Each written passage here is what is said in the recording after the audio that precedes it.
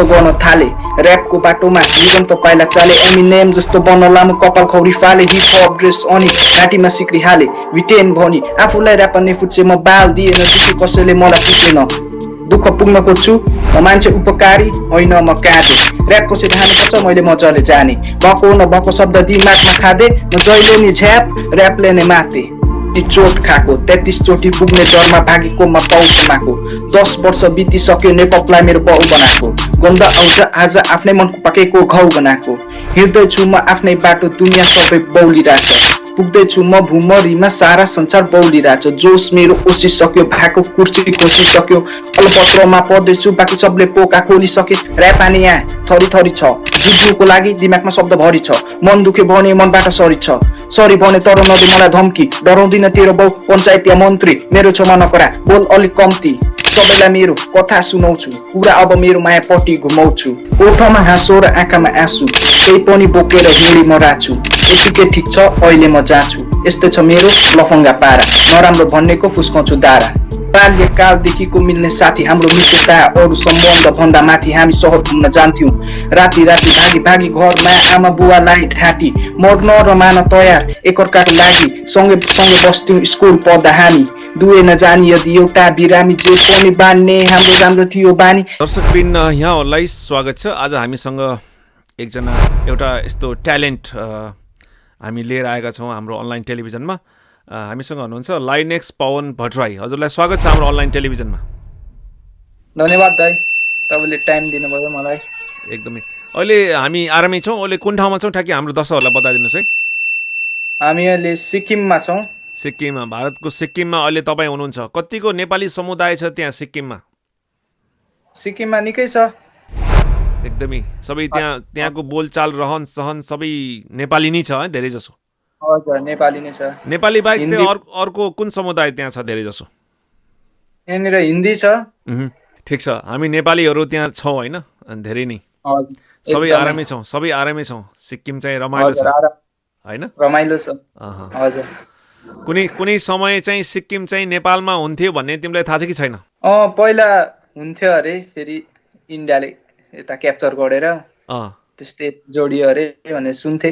त्यस्तो सुन्थ्यो है। अलिकति दुःख पनि लाग्छ। हामी चाहिँ इभन चाहिँ सिक्किममा, भारतकै सिक्किममा रहे पनि फेरि पनि हामीभित्र नेपालीपन छ, नेपाली रगत छ, नेपाली भाषा छ होइन? हजुर, जाँगर छ, जाँगर जोस एकदम यङ ब्लडहरुकोमा एकदमै एकदमै। अनि हुनु पनि पर्छ।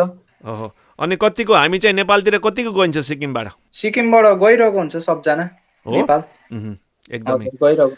दर्शकबिन, यहाँ चाहिँ मैले चाहिँ एउटा जानकारी लिएर आएको छु। यहाँ चाहिँ हाम्रो चाहिँ यङ ऱ्यापर हुनुहुन्छ।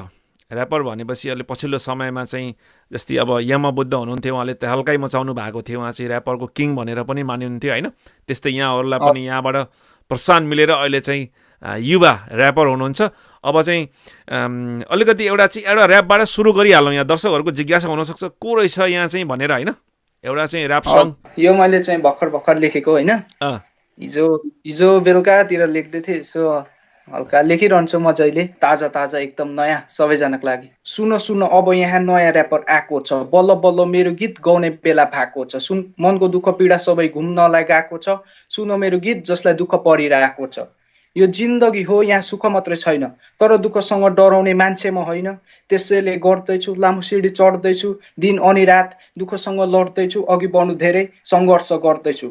म मान्छे उपकारी होइन म काँदे, ऱ्याप कसरी हाल्नुपर्छ मैले मजाले जाने, भएको नभएको शब्द दिमागमा खाँदे, म जहिले नि झ्याप ऱ्यापले नै माथे। यही हो। पक्कै पनि। यो यस्तो शब्दहरू कहाँबाट आउँछ? यो चाहिँ कहाँ कसरी इन्सपायर भयो तिमी चाहिँ यो ऱ्यापर बन्ने भन्ने चाहिँ के छ? यो भविष्यमा के सोचिरहेका छौ? यो म ऱ्यापहरू सुन्थेँ, यमबुद्ध। अब यता इन्टरनेसनल जानु पर्यो भने एमिनेम, उहाँको ऱ्यापहरू सुन्थेँ। अन्त यसरी इन्सपायर भयो, मलाई पनि जाँगर चढ्यो गर्नु। त्यसरी लेख्न थाले, बिस्तारै भइहाल्यो। यस्तै छ। यसले वास्तवमा कस्तो सन्देश दिइरहेको हुन्छ? यसको चाहिँ क्रेज त यङ्स्टरहरूमा बढी मात्रामा हुन्छ होला जस्तो मलाई लाग्छ होइन? हजुर, अहिलेको यङ्स्टर। तर म चाहिँ अब यस्तो खालके गर्नु मनपर्छ कि जो चाहिँ यङ्स्टर होइन, अहिलेको पहिलाको जेनेरेसनहरूले पनि सुनोस्, राम्रो लागोस्। किनभने अहिले ऱ्यापलाई पहिलाको जेनेरेसनले हल्का मन पराउँदैन, त्यस्तै सोच्छ, बिग्रेको ट्यापे यस्तो खालके सोच्छ। त्यस्तो खासमा त्यस त्यस्तो हुन्छ त्यस्तो सोच वास्तवमा चाहिँ यो चाहिँ ऱ्यापर भनेको त्यस्तो होइन पटक्कै।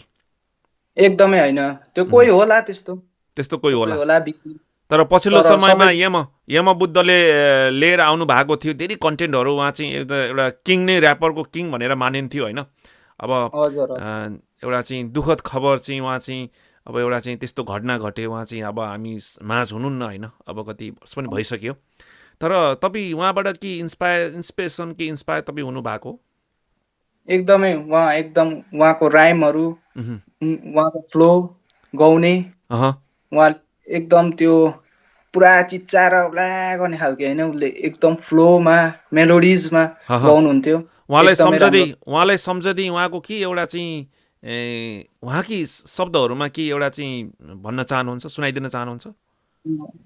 हुन्छ उहुँ, उहाँको साथी सङ्ग एकदमै दामी लाग्थ्यो मलाई उहुँ, मेरो बाल्यकालदेखिको मिल्ने साथी हाम्रो मित्रता अरू सम्बन्ध भन्दा माथि हामी सहर घुम्न जान्थ्यौँ राति राति भागी भागी घरमा आमा बुवालाई ढाँटी मर्न र मान तयार एकअर्काको लागि सँगै सँगै बस्थ्यौँ स्कुल पढ्दा हामी दुवै नजानी यदि एउटा बिरामी जे पनि बाँड्ने हाम्रो राम्रो थियो बानी एक दिन उसले चुरोट सल्काइ सोधे ओए खाने मैले पनि ताने सङ्गत छैन माने दिन बित्दै गयो अनि लाग्यो त्यसको बानी बिस्तारै पुलकमा फसियो जानी नजानी यही हो पक्कै पनि।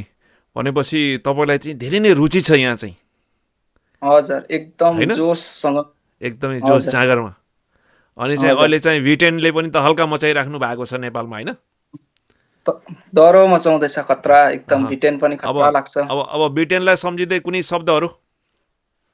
भिटेनको उम्, भिटेनको ठिकै छ उहुँ, 11 वर्ष हुँदा सङ्घर्ष गर्न थाले ऱ्यापको बाटोमा निरन्तर पाइला चाले एमिनेम जस्तो बन्न लामो कपाल खौरी फाले हिप हप ड्रेस अनि घाँटीमा सिक्री हाले भिटेन भनी आफूलाई ऱ्यापर नै फुच्चे म बाल दिएन दुखी कसैले मलाई पुचेन दुःख पुग्न खोज्छु गइदिन्थ्यो कुचेर अति भयो अब हानु पर्ला कुचेर आज शब्दले गर्दा मेरो आत्मा भड्कियो धेरै बोल्नु थियो तर मेरो घाँटीमा अड्कियो दियो मलाई गाउँ चोक दुखिसक्यो टाउको गीत रेकर्डिङ गर्नलाई पैसा चोरे बाउको यही हो पक्कै पनि।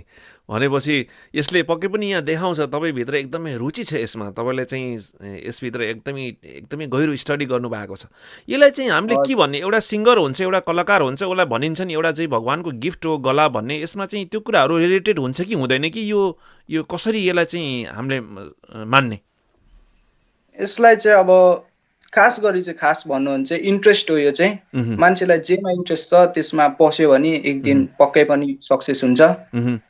त्यही हो इन्ट्रेस्ट अनि यसलाई चाहिँ हाम्रो चाहिँ एउटा चाहिँ रियाज गर्नुपर्ने, हाम्रो चाहिँ गलामा चाहिँ एउटा सिङ्गिङको त्यो चाहिँ त्यो एउटा चाहिँ कला हुन्छ नि त्यो भित्रबाट, त्यो हुनुपर्ने हो कि होइन, कि यो त्यत्तिकै जसले पनि गर्न सक्छ एउटा इन्ट्रेस्ट भयो भने?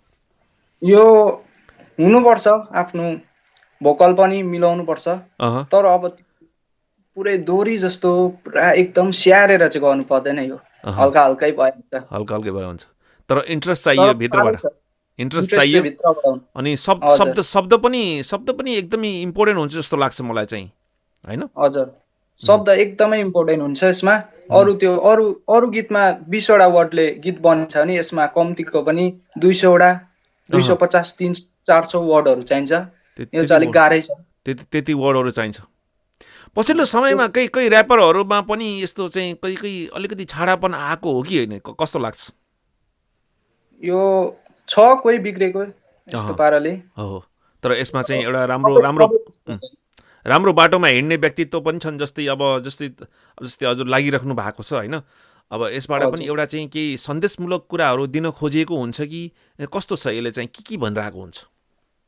हजुर यो चाहिँ गीतमा चाहिँ एकदम सन्देश दिन खोजेको हुन्छ अहँ, जस्तै मेरो गीतमा भनेको पनि थिएँ उहुँ, अलिकति सुनाइदिउँ त्यो बिल्कुल अलिकति बिल्कुल। ओठमा हाँसो र आँखामा आँसु त्यही पनि बोकेर हिँडी म राछु यतिकै ठिक छ अहिले म जाँछु यस्तै छ मेरो लफङ्गा पारा नराम्रो भन्नेको फुस्काउँछु दारा यही हो उहुँ, यस्तो अब यो चाहिँ ओठमा हाँसो छ दुःख पनि छ सुख पनि छ तर पनि म बोकेर हिँडिरहेको छु उहुँ, त्यो भन्न खोजेको भन्न यसरी खोजेको। मेसेज दिन खोजेको हुन्छ राम्रो अहँ।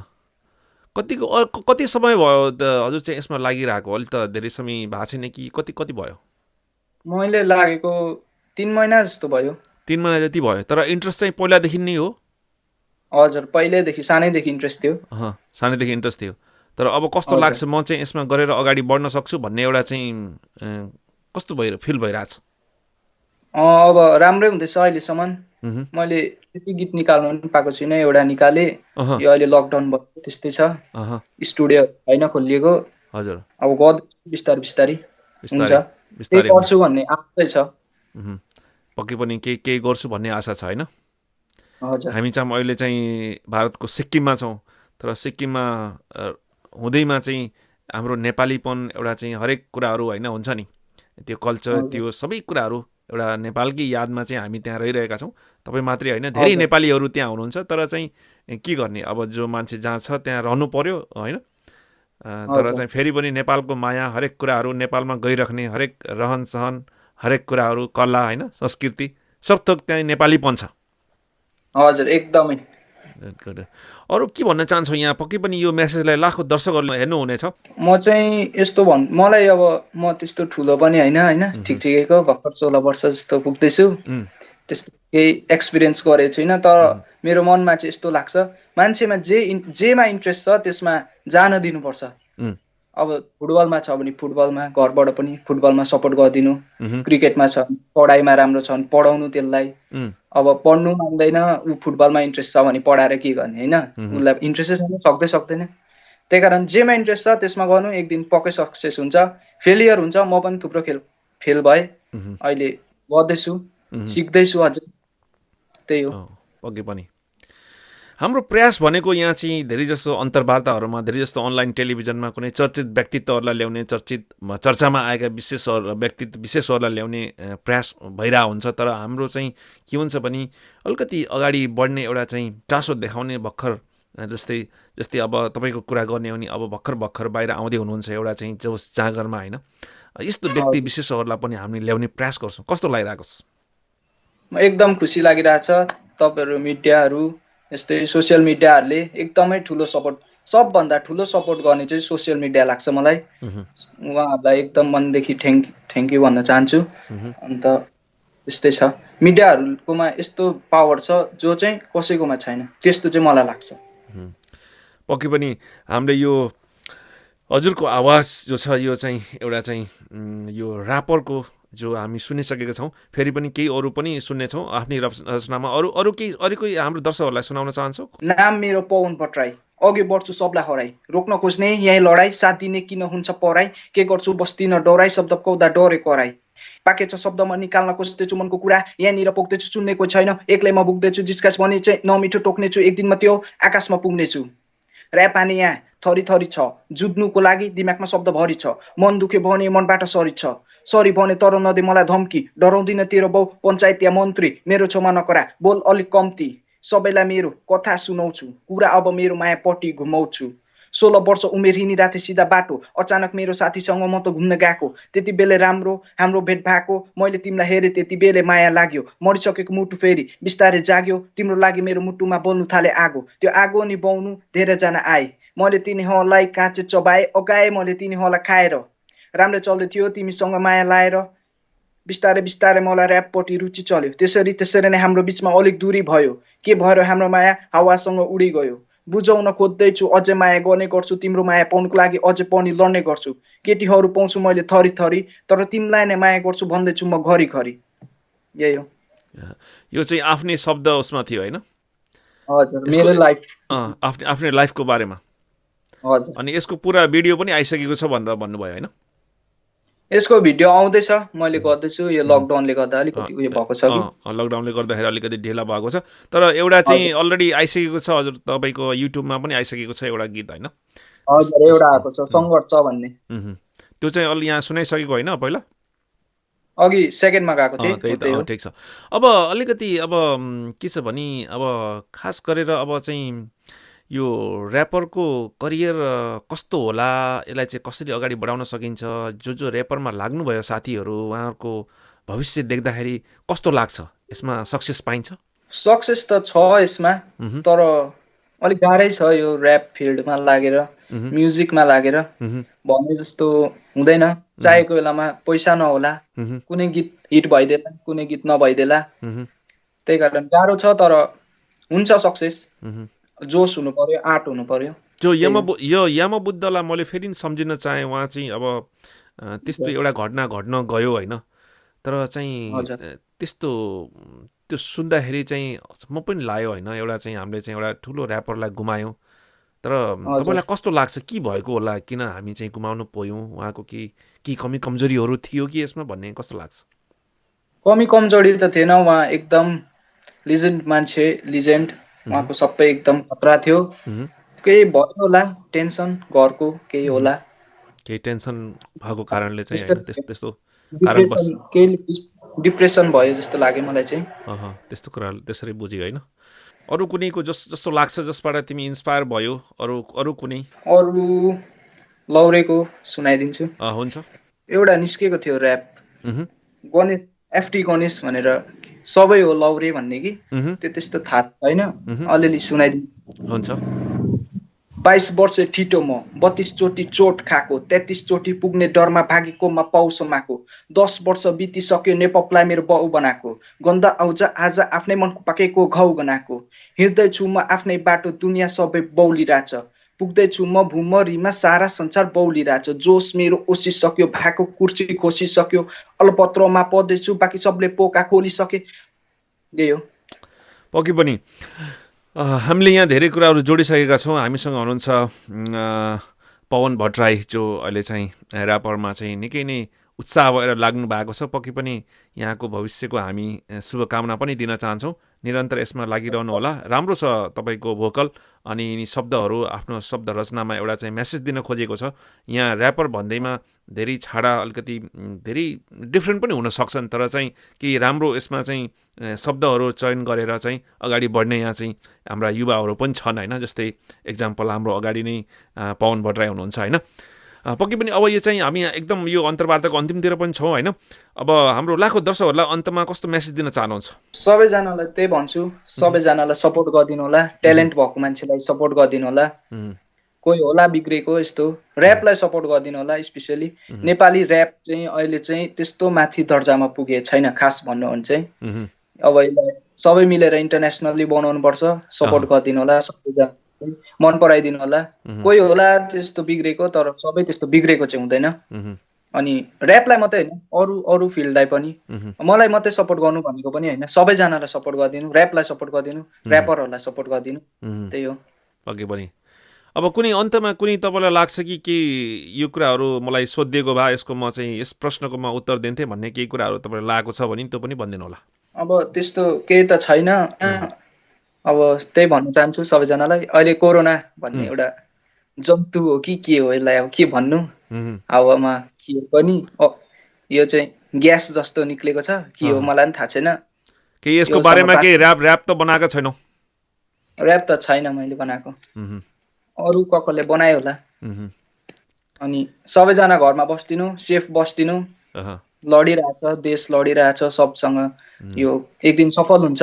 त्यसैले घरमा बस्दिनु डिसिप्लिनसँग एकदम। मह्म। त्यही हो।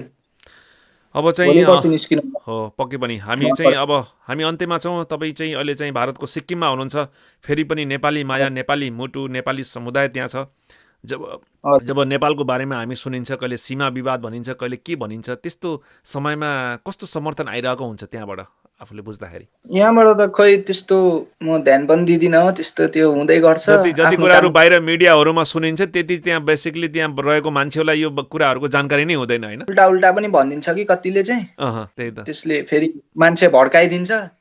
अन्त के सोच्छ मान्छेले, त्यही झगडा हुन्छ के हुन्छ। त्यही त। त्यही कारण त्यस्तो म इन्ट्रेस्ट पनि दिदिनँ, आफ्नो काम गरिरहने हो। त्यही हो। अनि हाम्रो चाहिँ जन्म चाहिँ सिक्किममै भयो है, अहिले 16 वर्षमा लागि होइन।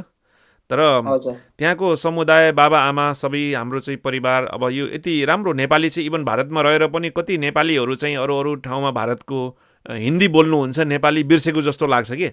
तर तपाईँभित्र यो नेपालीपन, नेपालीमै ऱ्याप गाउने त्यो हरेक कुराहरू यति यो सुन्दाखेरि म एकदमै आश्चर्य पनि लाग्यो, मलाई चाहिँ खुसी पनि लाग्यो। यो कसरी सम्भव? होइन छ, यहाँ नेपाली छ, नेपाली बोल्ने। त्यही त। यहाँ हिन्दी पनि बोलिदिन्छु म।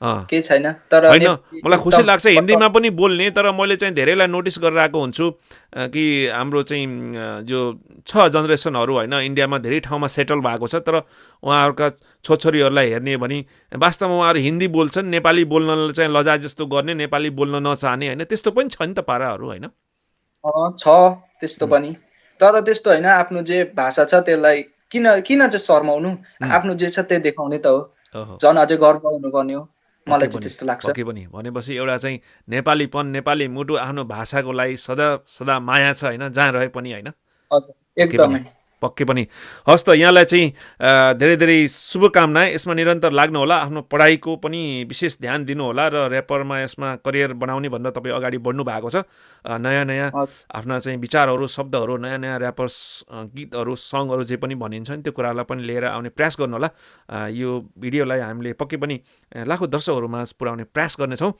हस् त धन्यवाद नमस्कार नमस्कार